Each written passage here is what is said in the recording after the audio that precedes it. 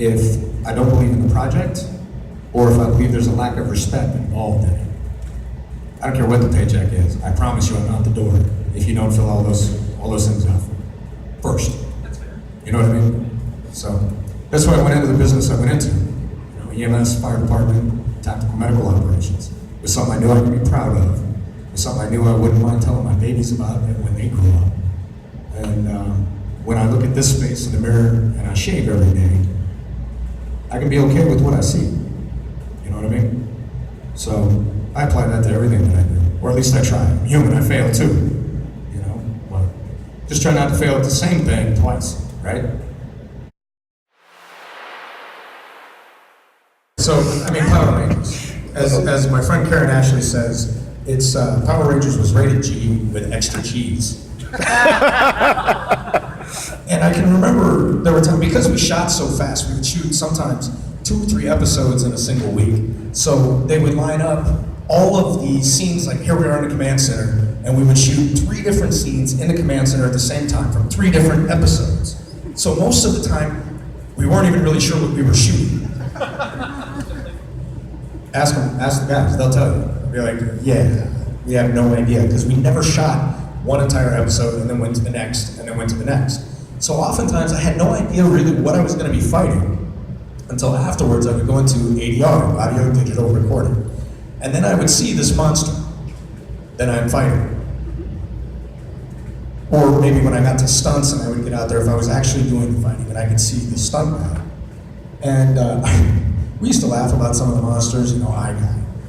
One of the guys that I hated was Pineapple the Clown. Oh, And that was just because of one line that I had that I hate to this day.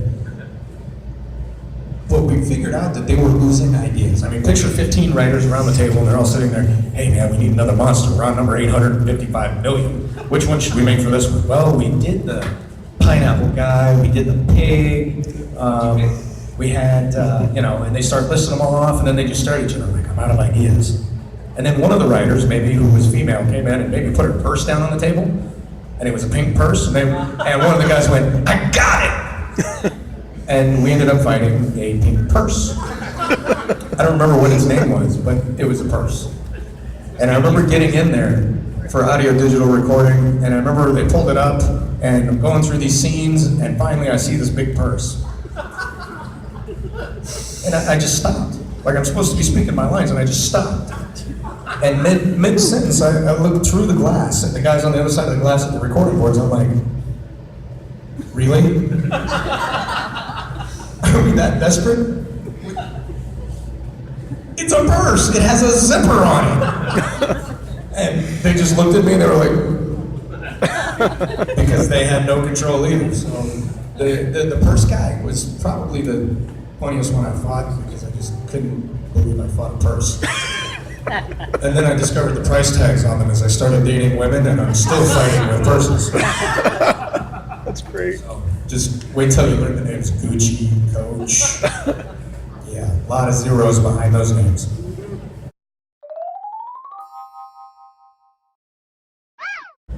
Apple. I everything. I had PCs and they crashed every 2 years. I've had Macs for the last 7 years, never replaced them. Love Mac.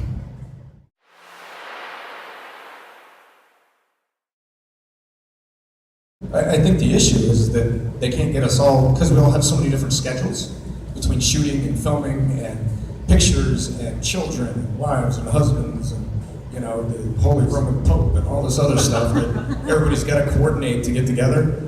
I think getting all 6 of us in one spot, woo, that's something they'd have to map out like 6 years in advance. Because I know my schedule for the next 2 years is jacked. Wow. Totally busy. But yeah, why not?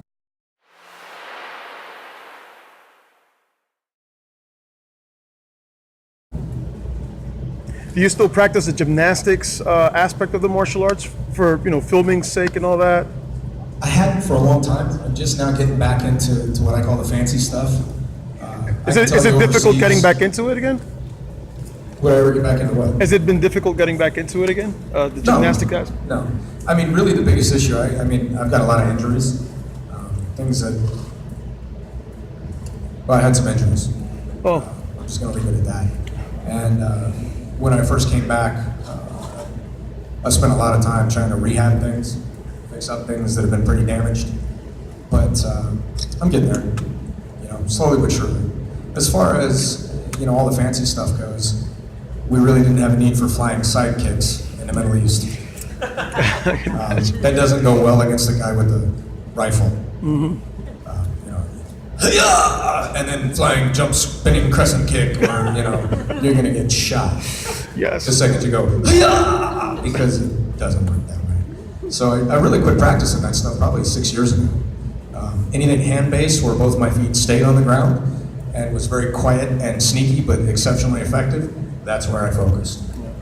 Now that I'm back, I'm hanging out with some of the guys. I just finished a project in LA, which is why my hair is blonde. And I was like, wow, I need to get back to this, tornado kicks, butterflies, all sorts of stuff. I had one kick that was a signature kick that I was working on towards the end when I left the show that I actually haven't ever seen anybody else do. It involved a whole lot of aerial spins. So I'll probably head back that way eventually, we'll see. I'm not in any hurry because I'll tell you what, you look at guys like John Wayne, his feet never had to leave the ground. And when he walked into the room, people were like, oh damn, that's John Wayne. Yeah. You know what I mean? Yep. So I think what I'm looking to do now to come back as character-wise, I'm doing some really heartfelt, squishy stuff. But I think I'm gonna come back character-wise when I do action. And I'm just gonna be the guy that comes in and I don't have to do all that. It's gonna be absolute command of the battlefield. Boom, boom, boom, shoot, bang, punch, kick, game over. Wow. And that's very Krav Maga based, which after my time overseas, I kind of struggle with the fancy stuff because it's just, you never see it on the battlefield. Right. Ever. Because it's not just useless, it'll get you killed. You know what I mean? Yeah. So it's forever changed my perspective on the arts. Yeah. And I'll come back to it, but I'm not dying to be there. Right. So it's a good question though. Thank you.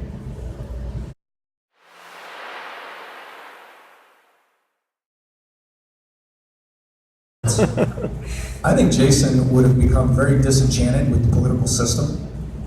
I think he would have been very disenchanted with politics as a whole. I think he would have not been Democrat or Republican. I think he would have been third party. I think he would see that while you and I go to work every day, or every other day, or at least every month, the people that run this country get 3 months off and go to their summer home on some big white house because they're a congressman or a senator. I think he would be not very happy about that while he went to work those 3 months. The people that are running his country and taking his tax money weren't. And I think at some point, I don't think he would have gone vigilante, but I think he would have been looking for a way to have positive effect on very negative people without breaking the law or being outside of it. I think he would have been looking to make a difference and do it without ego.